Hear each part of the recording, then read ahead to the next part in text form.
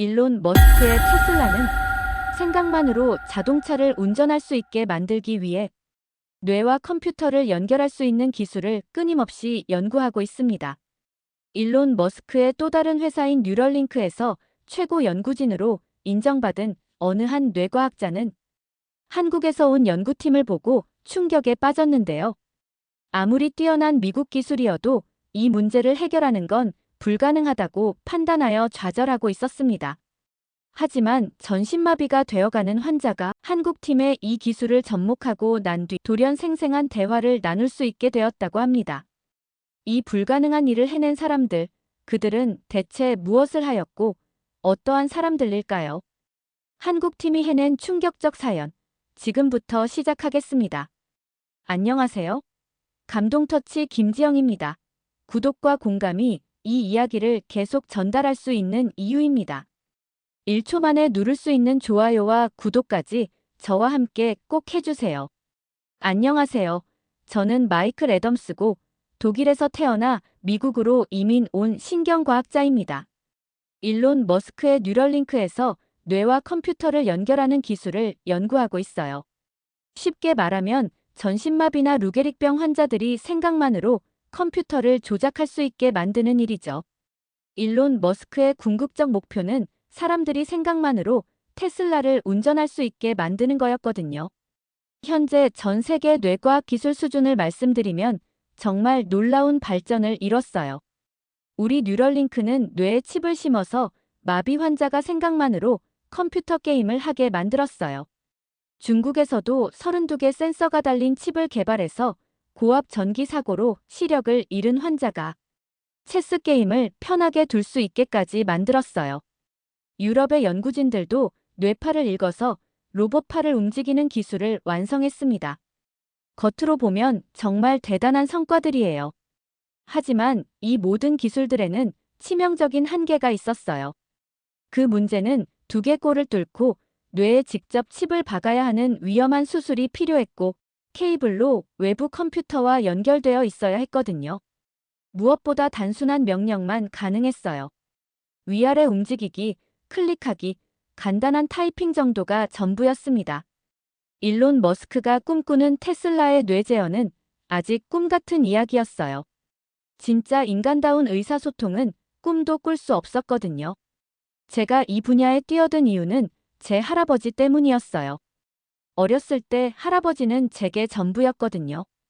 부모님이 맞벌이로 바쁘셨는데 할아버지가 저를 돌봐주셨어요. 매일 저녁 할아버지와 체스를 두면서 인생 이야기를 나누는 게 하루 중 가장 행복한 시간이었죠. 할아버지는 정말 지혜로우셨고 따뜻하셨어요. 저만 바라보시며 사랑을 주셨거든요. 그런데 제가 12살 때 할아버지가 갑자기 뇌졸중으로 쓰러지신 거예요. 의식은 또렷하셨는데 몸을 전혀 움직일 수 없게 되셨어요. 말씀도 못하시고 오직 눈빛으로만 소통하셔야 했죠. 가장 가슴 아팠던 건 할아버지의 절망스러운 눈빛이었어요. 저에게 하고 싶은 말이 산더미 같은데 전할 방법이 없었어요. 그 모습이 너무 괴로워 보이셨고 안쓰러웠거든요. 할아버지는 1년 후에 돌아가셨는데 마지막까지 제 손을 꼭 잡고 계셨어요. 그때 제 마음속에 다짐이 생겼어요. 언젠가 할아버지 같은 분들이 생각만으로도 마음을 전할 수 있게 만들어드리겠다고요. 그래서 독일에서 신경과학을 전공하고 더 나은 연구 환경을 찾아 미국으로 건너와 일론 머스크의 뉴럴링크에 합류한 거였어요. 뉴럴링크에서 정말 열심히 연구했습니다. 뇌의 칩을 이식해서 신경 신호를 읽어내는 기술, 그 신호를 컴퓨터 명령으로 바꾸는 프로그램, 환자 훈련 시스템까지 뇌와 컴퓨터 연결 기술의 모든 영역에서 나름 성과를 거뒀다고 자부했어요. 일론 머스크도 인정하는 연구자가 되었고 몇 차례 임상시험도 성공적으로 진행했거든요. 특히 2024년에 어깨 아래 마비 환자에게 우리 뉴럴링크 칩을 이식해서 컴퓨터 체스 게임을 하게 만든 성과는 정말 자랑스러웠어요. 일론 머스크가 직접 축하해줬고 언론에서도 크게 다뤘습니다. 테슬라 자율주행 기술과 연결해서 미래에는 생각만으로 차를 운전할 수 있을 거라는 비전도 제시했어요. 하지만 시간이 지나면서 점점 한계가 보이기 시작했어요. 아무리 기술이 발전해도 실질적으로 도움이 될 수 있는 환자들에게 진짜 원하는 것을 해결해 줄 수 없었거든요. 단순한 컴퓨터 게임 정도는 할 수 있지만 진정한 의사소통이나 감정 표현은 여전히 불가능했습니다. 환자들의 절망적인 눈빛을 볼 때마다 가슴이 무너지는 기분이었어요. 가장 큰 문제는 기존 기술이 너무 기계적이라는 거였습니다. 단순히 위로 움직이고 싶다는 뇌 신호를 읽어서 커서를 위로 움직이게 하는 수준이었거든요. 하지만 인간의 뇌는 훨씬 복잡하잖아요. 감정, 의도, 미묘한 뉘앙스까지 그런 건 전혀 읽어낼 수 없었습니다. 일론 머스크의 테슬라 뇌 제어 비전도 아직은 너무 먼 이야기였어요. 더 심각한 건 환자들의 심리적 고통이었어요. 저의 환자 중에 제임스 씨가 있었는데 그분 같은 경우도 기술적으로는 성공했지만 정작 본인은 기계가 된 것 같다며 우울해하셨거든요. 진짜 인간다운 소통을 원했는데 우리가 제공한 건 차가운 기계적 상호작용뿐이었어요. 그때 처음으로 우리 기술의 근본적 한계를 깨달았습니다. 2023년 말 정말 절망적인 상황이 벌어졌어요. 3년째 치료받던 루게릭병 환자 마리 윌슨 여사가 갑자기 뉴럴링크 칩 사용을 거부하기 시작한 거예요. 이렇게 살 바에야 차라리 편하게 가고 싶다는 말씀을 하시더라고요. 기술적으로는 완벽하게 작동하는데 환자는 절망하고 있는 상황, 정말 무력감이 들었습니다. 그때 문득 할아버지 생각이 났어요. 할아버지가 원하셨던 건 단순히 컴퓨터를 조작하는 게 아니라 저와 진짜 마음을 나누는 소통이었거든요. 우리가 오랫동안 연구해온 방향이 과연 옳은 건지 회의가 들기 시작했습니다. 혹시 근본적으로 접근 방식이 잘못된 건 아닐까 하는 생각이 들었어요. 2024년 초 마리 윌슨 여사의 상태가 더욱 악화되면서 저는 정말 절망적인 현실과 마주하게 됐어요. 마리 여사는 3년 전 루게릭병 진단을 받고 우리 뉴럴링크의 뇌 컴퓨터 연결 프로그램에 참여했던 분이었거든요. 초기에는 정말 희망적이었어요. 생각만으로 컴퓨터 타이핑을 하고 간단한 명령을 내릴 수 있게 되었으니까요. 하지만 시간이 지나면서 마리 여사의 표정이 점점 어두워지는 걸 느꼈어요. 어느 날 상담을 하던 중 마리 여사가 하신 말이 지금도 가슴에 남아 있습니다. 닥터 애덤스, 저는 컴퓨터 마우스가 되고 싶었던 게 아니에요. 제 손녀에게 사랑한다고 말하고 싶었던 거라고요. 그 말을 듣는 순간 정말 충격이었어요. 우리 뉴럴링크 기술의 한계가 뚜렷하게 드러나기 시작했거든요. 뇌칩을 통해 읽어낼 수 있는 건 단순한 운동 의도뿐이었어요. 클릭하고 싶다, 위로 움직이고 싶다 같은 기본적인 명령만 가능했습니다. 하지만 인간의 진짜 의사소통은 훨씬 복잡하잖아요. 감정의 미묘한 뉘앙스, 상황에 따른 적절한 표현, 상대방을 배려하는 마음까지 그런 건 전혀 전달할 수 없었어요. 더 큰 문제는 뉴럴링크 기술이 너무 침습적이라는 거였습니다.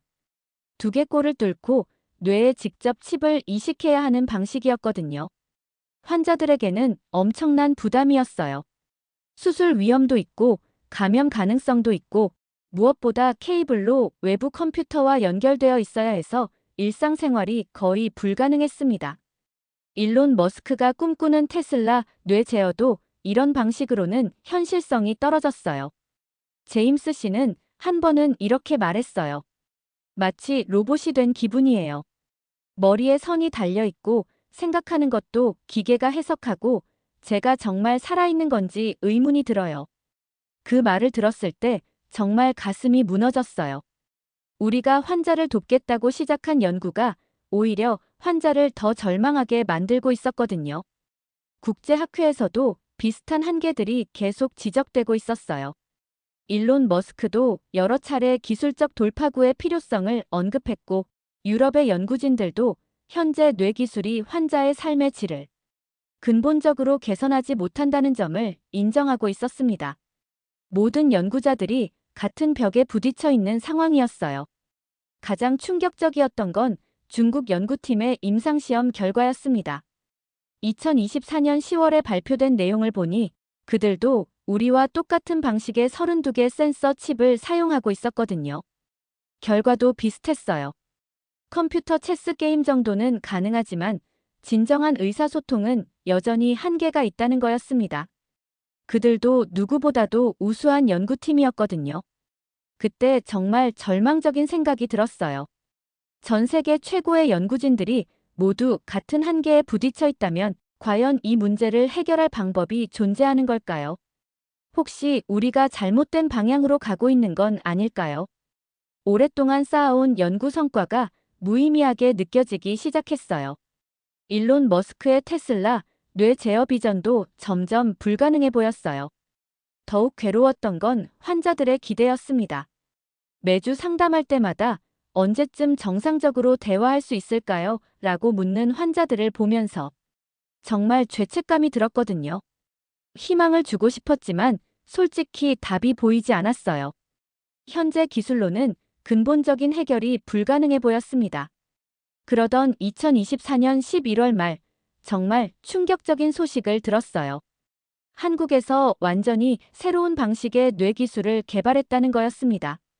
단순히 뇌 신호를 읽는 게 아니라 감정까지 이해할 수 있다는 내용이었어요. 처음에는 그냥 과장된 홍보인 줄 알았거든요. 논문 제목부터가 감정인식 뇌 컴퓨터 인터페이스였는데 솔직히 말이 안 된다고 생각했어요. 더 황당했던 건 그들이 주장하는 기술 수준이었어요. 두개골을 뚫지 않고도 뇌 신호를 정확히 읽어낼 수 있다고 했거든요. 뉴럴링크에서 일한 제 경험으로는 절대 불가능한 일이었어요. 비침습적 방식으로는 그 정도 정확도를 낼 수 없다는 게 정설이었으니까요. 일론 머스크도 그래서 침습적 방식을 고집했는데 말이에요. 뉴럴링크 동료 연구자들도 비슷한 반응이었어요. 레이첼 톰슨 박사는 한국팀 논문을 보고 이론적으로는 흥미롭지만 실제로는 검증이 필요하다고 했고요. 마이클 데이비스 교수는 아예 동양권에 과장된 연구 발표 중 하나일 거라며 대수롭지 않게 넘겼어요. 저도 솔직히 회의적이었습니다. 특히 의구심이 든 부분은 한국이 뇌과학 분야에서 그렇게 두각을 나타낸 적이 없었다는 거였어요. 물론 삼성이나 LG 같은 기업들의 기술력은 인정하지만 의료용 뇌과학은 완전히 다른 영역이거든요. 테슬라와 뉴럴링크를 동시에 이끄는 일론 머스크 같은 전통적인 기술 강국들도 해결하지 못한 문제를 한국이 갑자기 해결했다는 게 믿기지 않았어요. 하지만 한국 팀의 논문을 자세히 읽어보니 정말 혁신적인 접근법이긴 했어요. 뇌를 정복하려는 게 아니라 뇌와 소통하려고 하고 있었거든요. 환자를 기계처럼 다루는 게 아니라 진짜 인간으로 대우하는 방식이었습니다. 그 순간 뭔가 희망의 빛이 보이기 시작했지만 동시에 정말 가능한 일인지 의문이 들었어요. 2024년 12월 드디어 한국에서 온 뇌기술 연구팀을 초청하였죠. 직접 만날 기회가 생긴 거예요. 국제신경과학 학회 특별 세션에서 그들의 발표를 듣게 된 거였습니다. 솔직히 처음에는 회의적이었어요. 뉴럴링크에서 오랫동안 일하면서 수많은 혁신적 기술들을 봤지만 대부분 과장된 경우가 많았거든요. 일론 머스크도 항상 현실성을 강조했는데 말이에요. 한국팀의 리더는 김태훈 박사라는 분이었어요. 서울대학교에서 뇌과학과 인공지능을 융합한 연구를 해온 분이었는데 첫인상이 정말 독특했어요. 키가 175cm 정도의 마른 체구였는데 두꺼운 뿔테 안경을 쓰고 있어서 전형적인 학자 같은 모습이었거든요. 하지만 눈빛이 달랐어요. 뭔가 따뜻하면서도 확신에 찬 시선이었어요. 솔직히 처음에는 한국팀이 생각보다 너무 젊어서 걱정이 됐었죠. 김태훈 박사는 30대 후반, 이수정 박사는 30대 초반, 정민우 박사도 40대 초반 정도로 보였거든요. 뉴럴링크에서 수십 년 경험을 쌓은 베테랑 연구진들에 비하면 정말 어려 보였어요. 이런 복잡한 뇌 기술을 젊은 팀이 제대로 해낼 수 있을까 하는 의문이 들었습니다. 하지만 그 걱정은 완전히 기우였어요. 오히려 그들의 젊은 감각이 놀라운 차이를 만들어내고 있었거든요. 기존 연구진들이 전통적인 방식에 매여 있을 때 한국팀은 최신 AI 기술을 자유자재로 활용하고 있었어요. 특히 딥러닝 같은 최신 기술을 뇌과학에 접목시키는 속도가 정말 빨랐어요. 다른 연구자들처럼 자신의 기술을 자랑하는 대신 김태훈 박사는 환자들의 고통에 대해 이야기하기 시작하더라고요. 기술은 인간을 위해 존재해야 한다는 철학부터 시작한 거였어요. 말투도 차분하고 정중했는데 뭔가 깊은 신념이 느껴졌습니다. 일론 머스크와는 완전히 다른 스타일이었어요. 김태훈 박사가 설명하는 한국의 감정인식 뇌 기술을 들었을 때 정말 소름이 돋았어요. 단순히 운동 의도만 읽는 게 아니라 환자의 감정 상태, 의도의 강도, 심지어 말하고 싶어하는 감정의 뉘앙스까지 파악할 수 있다는 거였거든요. 마치 환자의 마음을 들여다보는 것 같은 기술이었어요. 뉴럴링크가 지금까지 해결하지 못한 부분이었죠. 가장 놀라웠던 건 그들의 접근 방식이었습니다. 뉴럴링크를 포함한 서구 기술은 뇌신호를 데이터로 취급해서 기계적으로 해석했는데 한국팀은 뇌신호를 언어로 이해하려고 하더라고요. 마치 외국어를 배우듯이 뇌의 언어를 학습해서 진짜 의사소통을 하겠다는 발상이었어요. 완전히 다른 패러다임이었습니다. 젊은 팀이라서 가능한 발상이었던 것 같아요. 기존 연구자들은 수십 년간 같은 방식으로 접근해 왔는데 한국팀은 아예 새로운 관점에서 시작한 거였거든요. SNS나 모바일 앱에 익숙한 세대답게 사용자 경험을 중시하는 접근법도 인상적이었어요. 한국팀의 핵심 멤버 중 한 명인 이수정 박사가 특히 인상적이었어요. 30대 초반으로 보이는 여성이었는데 긴 생머리에 단정한 정장 차림으로 머리를 질끈 묶고 있었죠. 키는 작았지만 자신감 넘치는 모습이었어요. 그녀가 시연을 해주면서 설명하는 걸 보니 한국팀은 환자가 하고 싶어하는 말의 감정까지 고려해서 적절한 표현을 찾아주더라고요. 이수정 박사는 새로운 정보를 습득하는 속도가 정말 빨랐어요. 제가 뉴럴링크의 기술적 한계를 설명하면 즉시 이해하고 해결 방안을 제시하더라고요. 젊은 세대 특유의 빠른 학습 능력과 유연한 사고가 정말 인상적이었습니다. 예를 들어 같은 고맙다는 의미라도 상황에 따라 감사합니다. 고마워요. 정말 고마워 등 다양하게 표현해주는 거였어요. 이수정 박사는 설명할 때마다 미소를 지으며 환자의 입장에서 생각해 본다고 했어요. 그 따뜻한 마음씨가 얼굴 표정에서도 느껴졌습니다. 뉴럴링크의 기계적 접근과는 정말 달랐어요.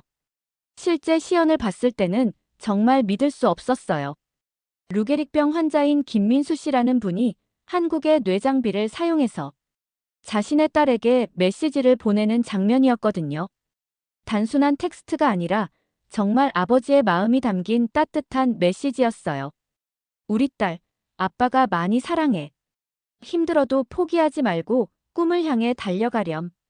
그 메시지를 받은 딸이 눈물을 흘리는 모습을 보면서 저도 모르게 울컥했어요. 이게 바로 제가 오랫동안 찾아 헤맸던 진짜 의사소통이었거든요. 기계적인 명령이 아니라 진짜 인간의 마음이 전해지는 소통이었어요. 그 순간 한국 기술의 놀라운 수준을 실감했습니다. 일론 머스크도 이런 걸 본다면 정말 놀랄 거예요. 한국팀의 또 다른 핵심 인물인 정민우 박사도 정말 독특했어요. 40대 중반으로 보이는 남성이었는데 약간 통통한 체격에 항상 온화한 미소를 띠고 있었거든요. 머리는 반백이었지만 눈가에는 주름이 많아서 자주 웃는 사람 같다는 인상을 받았어요. 그가 기술적인 부분을 설명할 때도 환자 이야기를 빼놓지 않더라고요. 정민우 박사의 AI 활용 능력도 정말 뛰어났어요. 기존 연구자들이 복잡한 통계 프로그램을 사용할 때 그는 최신 머신러닝 툴을 자유자재로 다루고 있었거든요. 젊은 팀 특유의 기술 적응력이 정말 인상적이었습니다. 김태훈 박사에게 구체적인 원리를 물어봤을 때 더욱 놀랐어요. 그들은 단순히 뇌신호만 분석하는 게 아니라 환자의 생활 패턴, 성격, 가족관계, 심지어 과거의 말투까지 종합적으로 고려해서 개인 맞춤형 의사소통 모델을 만든다는 거였어요. 정말 환자를 하나의 완전한 인간으로 이해하려는 노력이었습니다. 기술적 우수성도 놀라웠지만 그보다 더 감동적이었던 건 한국팀의 마인드였어요. 정민우 박사는 우리는 환자의 뇌를 고치려는 게 아니라 환자의 마음을 이해하려고 합니다라고 말하더라고요. 이런 철학적 차이가 결국 기술적 차이로 이어진 거였어요. 가장 인상적이었던 건 한국의 비침습적 기술이었습니다. 두개골을 뚫지 않고도 충분히 정확한 뇌 신호를 읽어낼 수 있다는 거였어요. 특수 개발한 고감도 센서를 이용해서 머리에 헬멧처럼 착용하기만 하면 되는 방식이었거든요. 환자에게는 훨씬 안전하고 편리한 방법이었습니다. 이런 방식이라면 일론 머스크의 테슬라 뇌 제어도 훨씬 현실적으로 보였어요. 이수정 박사가 보여준 센서 헬멧은 정말 세련되게 생겼어요. 무겁지도 않고 디자인도 깔끔해서 마치 미래에서 온 것 같았거든요. 그녀는 환자가 부담스러워하지 않도록 디자인에도 신경을 많이 썼다고 설명했어요. 이런 세심한 배려가 정말 감동적이었습니다. 그날 학회가 끝나고 김태훈 박사와 개인적으로 이야기를 나눴는데 한국 연구진들의 열정이 정말 대단했어요. 그들은 기술 개발을 위한 기술 개발이 아니라 정말 환자들의 삶을 바꾸고 싶어서 연구하고 있었거든요. 그런 진심이 느껴지니까 기술적 성과도 자연스럽게 따라온 거였어요. 김태훈 박사가 마지막에 한 말이 정말 인상적이었어요. 서구에서는 뇌를 정복하려고 하는데 우리는 뇌와 친구가 되려고 해요. 그 차이가 결국 환자들에게는 생과 사의 차이가 되는 것 같아요. 그 말을 듣고 정말 깊은 깨달음을 얻었습니다. 우리가 지금까지 얼마나 잘못된 방향으로 가고 있었는지 깨달았어요. 한국 팀과의 만남 이후 저는 뉴럴링크 본사로 돌아와서 정말 혼란스러웠어요. 오랫동안 쌓아온 연구 방향이 근본적으로 잘못됐을 수도 있다는 생각 때문이었죠. 하지만 마침 그때 정말 절망적인 상황이 벌어졌고 그것이 한국 기술의 진가를 확인할 기회가 되었어요. 마리 윌슨 여사의 상태가 급격히 악화된 거였습니다. 루게릭병이 진행되면서 이제는 눈동자 움직임조차 어려워졌어요. 기존 우리 뉴럴링크 기술로는 더 이상 소통이 불가능한 상황이 된 거였죠. 마리 여사의 가족들이 샌프란시스코 뉴럴링크 본사로 달려왔는데 특히 12살 손녀 에밀리가 할머니와 마지막 대화를 하고 싶어 했어요. 우리가 가진 최첨단 뉴럴링크 장비를 총동원해봤지만 소용없었어요. 뇌신호가 너무 미약해져서 기존 방식으로는 읽어낼 수 없었거든요. 더군다나 마리 여사가 전달하고 싶어하는 건 단순한 명령이 아니라 손녀에 대한 사랑의 메시지였는데 우리 기술로는 그런 감정적 소통이 애초에 불가능했어요. 가족들의 절망적인 표정을 보면서 정말 무력감을 느꼈습니다. 과학자로서 아무것도 해줄 수 없다는 현실이 너무 괴로웠어요. 그때 문득 한국팀이 떠올랐고 혹시나 하는 마음에 김태훈 박사에게 연락을 해봤어요. 김태훈 박사는 제 상황 설명을 듣고 즉시 도와드리겠습니다라고 답했어요. 놀라운 건 그가 단순히 기술 지원만 제안한 게 아니라 마리 여사의 개인적 배경까지 자세히 물어봤다는 거였어요. 성격이 어떤지, 평소 손녀와 어떤 대화를 즐겨 했는지, 어떤 표현을 자주 썼는지까지 말이에요. 뉴럴링크에서는 이런 접근을 해본 적이 없었거든요. 이틀 후 한국팀이 직접 제가 있는 샌프란시스코로 날아왔어요. 김태훈 박사, 이수정 박사, 그리고 기술진 3명이 함께 왔는데 그들이 가져온 장비를 보고 정말 놀랐어요. 우리 뉴럴링크가 사용하는 거대하고 복잡한 시스템과 달리 한국 장비는 정말 세련되고 간결했거든요. 가장 충격적이었던 건 한국팀의 준비성이었어요. 그들은 마리 여사에 대한 모든 정보를 미리 분석해서 개인 맞춤형 감정 인식 모델을 준비해온 거였어요. 마리 여사가 평소 손녀에게 사용했던 애칭, 말투, 심지어 감정 표현 방식까지 모든 걸 반영한 시스템이었습니다. 한국 장비를 마리 여사에게 적용하는 과정도 완전히 달랐어요. 우리 뉴럴링크는 항상 환자를 피험자처럼 대했는데 한국팀은 마리 여사를 한 분의 친할머니처럼 대했거든요. 이수정 박사가 마리 여사의 손을 잡고 할머니, 에밀리에게 하고 싶은 말씀이 많으시죠? 라고 따뜻하게 물어보는 모습이 정말 인상적이었어요.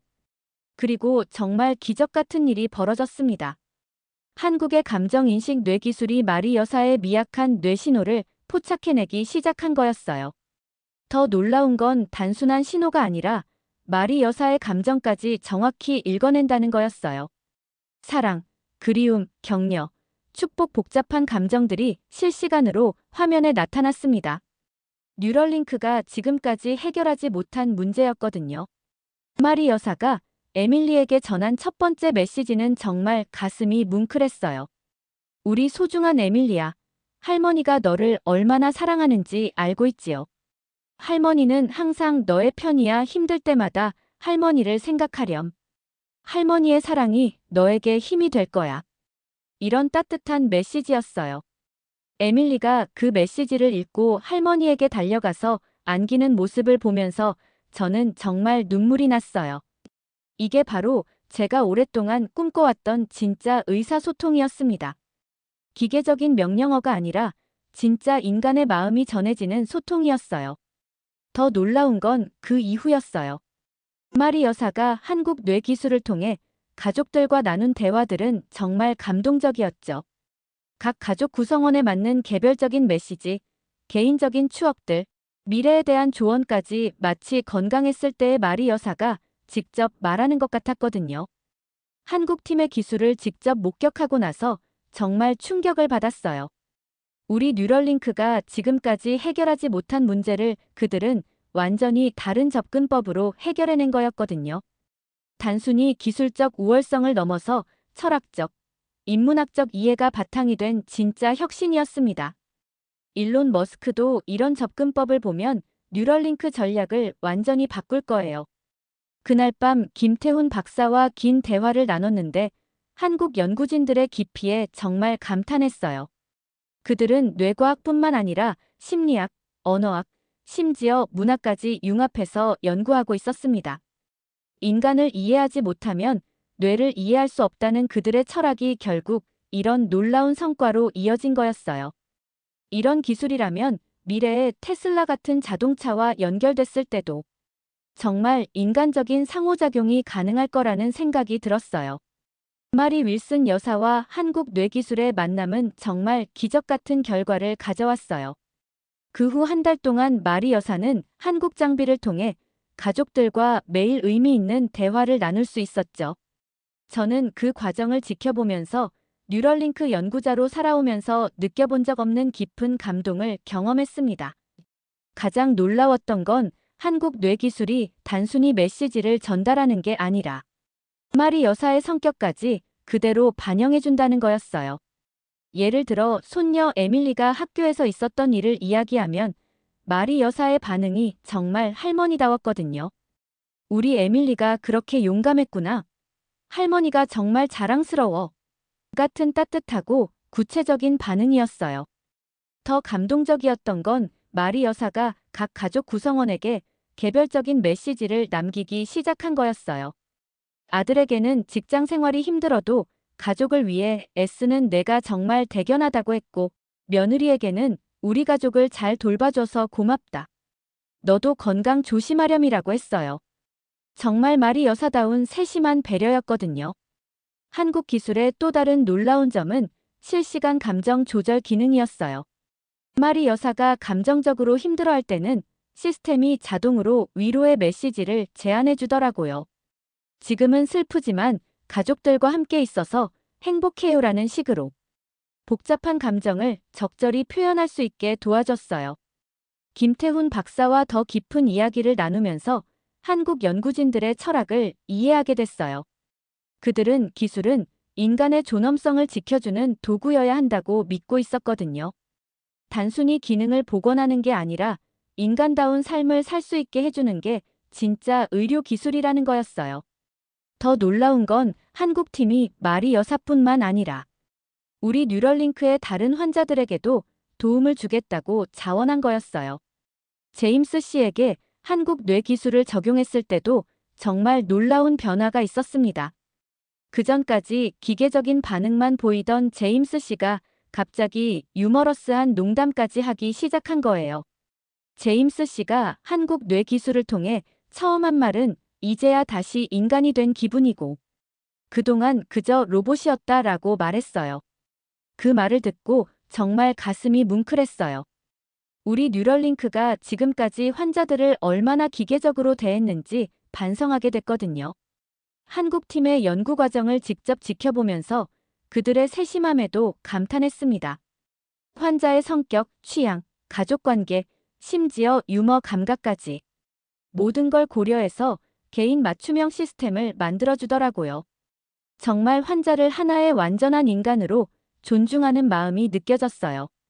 김태훈 박사가 어느 날 저에게 한 말이 정말 인상적이었어요. 우리 할아버지도 뇌졸중으로 고생하셨거든요. 그때 할아버지가 원하신 건 첨단 기술이 아니라 가족과의 따뜻한 소통이었어요. 그 기억이 우리 연구의 출발점이었습니다. 그 말을 듣고 왜 한국 기술이 이렇게 인간적인지 이해할 수 있었어요. 3주 후 마리 여사가 평화롭게 세상을 떠나셨을 때 가족들은 슬프지만 감사하다고 했어요. 마지막 순간까지 할머니와 진짜 대화를 나눌 수 있었기 때문이었죠. 그때 저는 이게 바로 진짜 의료기술이구나 하는 깨달음을 얻었습니다. 생명을 연장하는 것도 중요하지만 인간다운 삶을 살 수 있게 해주는 것이 더 중요하다는 걸 깨달았어요. 한국팀과 함께한 기간 동안 저는 정말 인생이 바뀌는 경험을 했어요. 오랫동안 쌓아온 뉴럴링크 연구자로서의 자부심이 완전히 무너지기도 했지만 동시에 진짜 의료진으로서 나아가야 할 방향을 발견하게 됐거든요. 그 과정에서 한국과 한국 사람들에 대한 인식도 완전히 바뀌었습니다. 가장 충격적이었던 건 한국 연구진들의 환자에 대한 태도였어요. 우리 뉴럴링크를 포함한 서구 의료진들은 환자를 케이스나 피험자로 보는 경우가 많았는데 한국 팀은 정말 가족처럼 대하더라고요. 김태훈 박사가 마리 여사를 돌보는 모습을 보면서 정말 감동받았어요. 마치 자신의 친할머니를 돌보는 것 같았거든요. 이수정 박사와 깊은 대화를 나누면서 한국의 정문화에 대해서도 알게 됐어요. 그녀가 설명해준 한국의 가족 중심 문화, 어른을 공경하는 마음, 환자를 대하는 따뜻한 시선, 이런 문화적 배경이 결국 이런 혁신적인 기술로 이어진 거였어요. 단순히 과학 기술만으론 이런 성과를 낼 수 없었을 거라는 생각이 들었거든요. 한국팀이 우리 뉴럴링크 본사에 머무는 동안 정말 많은 환자들이 도움을 받았어요. 루게릭병 환자 7명, 전신마비 환자 5명이 한국 뇌기술을 통해 가족들과 진정한 소통을 할 수 있게 됐거든요. 그 과정을 지켜보면서 저는 의료진으로서 완전히 새로운 관점을 갖게 됐어요. 특히 인상적이었던 건 한국팀의 기술 철학이었어요. 그들은 기술 자체에 매몰되지 않고 항상 이 기술이 환자에게 진짜 도움이 되는가를 먼저 생각하더라고요. 정민우 박사가 한 말이 정말 기억에 남아요. 기술은 사람을 위해 존재해야지 사람이 기술을 위해 존재하면 안 됩니다. 일론 머스크도 항상 기술은 인류를 위해 존재해야 한다고 하는데 한국팀이 바로 그걸 실현하고 있었어요. 그들의 연구 과정을 직접 지켜보면서 한국 교육 시스템의 우수성도 느꼈어요. 뇌과학, 심리학, 공학, 인문학까지 다양한 분야를 융합해서 사고하는 능력이 정말 뛰어났거든요. 김태훈 박사는 한국에서는 어릴 때부터 다양한 분야를 공부하게 하거든요. 그래서 문제를 다각도로 볼 수 있는 것 같아요라고 설명해줬어요. 한국팀과 함께 일하면서 그들의 빨리빨리 문화도 경험했는데 이게 정말 긍정적으로 다가왔어요. 환자가 급한 상황일 때 한국팀은 밤새워서라도 해결책을 찾아주더라고요. 이수정 박사는 환자가 고통받고 있는데 우리가 느긋하게 있을 수는 없죠라고 했어요. 그런 급박함이 오히려 혁신을 이끌어내는 동력이 된 것 같았어요. 또한 제가 감명 깊었던 건 한국팀의 겸손함이었죠. 이렇게 뛰어난 기술을 개발했으면서도 항상 아직 부족한 점이 많다. 더 연구해야 한다고 하더라고요. 김태훈 박사는 완벽한 기술은 없어요. 환자들이 만족할 때까지 계속 개선해 나가야죠 라고 했습니다. 이런 겸손한 자세가 오히려 더 큰 발전의 원동력이 되는 것 같았어요. 한국팀이 3개월 후 한국으로 돌아갈 때 정말 아쉬웠어요. 그들과 함께 일하면서 저도 완전히 다른 연구자가 됐거든요. 환자를 보는 시각, 기술을 대하는 태도, 연구의 목적까지 모든 게 바뀌었어요. 특히 기술은 인간의 존엄성을 지켜주는 도구라는 한국팀의 철학이 제 연구 철학이 됐습니다. 김태훈 박사와 마지막 대화를 나눌 때 정말 감동적이었어요. 그는 이번 협력을 통해 우리도 많은 것을 배웠다고 했죠. 서구의 체계적인 연구 방법론과 한국의 인간 중심적 사고가 만나니까 더 좋은 결과가 나온 것 같다 설명했습니다. 그리고 이 기술을 자동차 산업에도 적용할 수 있을 것 같다라고도 했어요. 그 말을 듣고 정말 국제 협력의 가치를 깨달았습니다. 한국팀이 떠난 후 저는 완전히 새로운 연구를 시작했어요. 한국에서 배운 감정인식 기술을 우리 뉴럴링크 시스템에 적용하는 프로젝트였거든요. 물론 한국팀의 동의와 협력을 받아서 진행한 거예요. 그 결과 우리 환자들의 만족도가 크게 향상됐고 일론 머스크도 이 성과를 보고 정말 놀라워했어요. 이런 부분을 다 떠나서 저에게 가장 큰 변화는 제 개인적인 인생관이었어요. 그전까지는 연구 성과나 학술적 명성에만 집중했는데 이제는 정말 환자들의 삶의 질을 개선하는데 더 관심을 갖게 됐어요. 마리 여사와 에밀리의 마지막 대화를 지켜본 후로 이게 진짜 의료진이 해야 할 일이구나라는 확신을 갖게 됐거든요. 독일 출신인 제가 미국 뉴럴링크에서 오랫동안 연구해오면서도 찾지 못했던 답을 한국에서 찾게 된 게 정말 신기했어요. 이제는 한국을 단순한 기술 강국이 아니라 진짜 인간을 이해하는 지혜를 가진 나라로 보게 됐습니다. 앞으로도 계속 한국과 협력해서 더 많은 환자들을 도와주고 싶어요. 한국 팀과의 협력이 끝나고 6개월이 지난 지금 저는 완전히 새로운 사람이 되었어요. 오랫동안 서구 중심적 사고에 갇혀있던 제가 한국을 통해 진짜 의료의 본질을 깨달았거든요. 이제는 뉴럴링크 동료들에게도 한국의 우수성을 알리는 일종의 한국 전도사 역할을 하고 있어요. 가장 뿌듯한 건 우리 뉴럴링크의 한국식 환자 케어 시스템을 도입한 후 환자들의 반응이 정말 좋아졌다는 거예요. 단순히 기술적 치료만 하는 게 아니라 환자의 마음까지 헤아리는 한국식 접근법을 적용했거든요. 환자 만족도가 30% 이상 향상됐고 무엇보다 환자들이 진짜 치료받는 기분이라고 말해주는 게 가장 보람있어요. 제임스 씨는 지금도 한국 뇌 기술을 사용하고 있는데 정말 다른 사람이 됐어요. 예전엔 우울하고 절망적이었는데 이제는 농담도 하고 가족들과 즐겁게 대화하거든요. 얼마 전에는 한국 사람들이 제게 새 생명을 주신 것 같아요. 이제 정말 미래의 자동차도 생각만으로 운전할 수 있을 것 같은 기분이에요 라고 하더라고요. 그 말을 듣고 정말 가슴이 뭉클했어요. 한국팀은 돌아간 후에도 계속 우리 환자들을 챙겨주고 있어요. 김태훈 박사는 한 달에 한 번씩 화상회의로 환자들 상태를 확인해주고 필요하면 시스템 업데이트도 해주거든요. 정말 의료진의 책임감이 대단하다고 생각해요. 치료가 끝나도 환자를 끝까지 돌봐주는 마음이 진짜 감동적이에요. 이수정 박사와는 지금도 정기적으로 연락하면서 새로운 연구 아이디어를 공유하고 있어요. 그녀가 보내준 한국의 최신 뇌 연구 동향을 보면 정말 놀라워요. 매번 새로운 혁신이 나오거든요. 최근에는 치매 환자들의 기억을 되살려주는 기술도 개발하고 있다고 하더라고요. 그리고 이 기술을 자동차 산업에 적용하는 방안도 연구 중이라고 해요. 몇 달 전 직접 한국을 방문할 기회가 있었어요.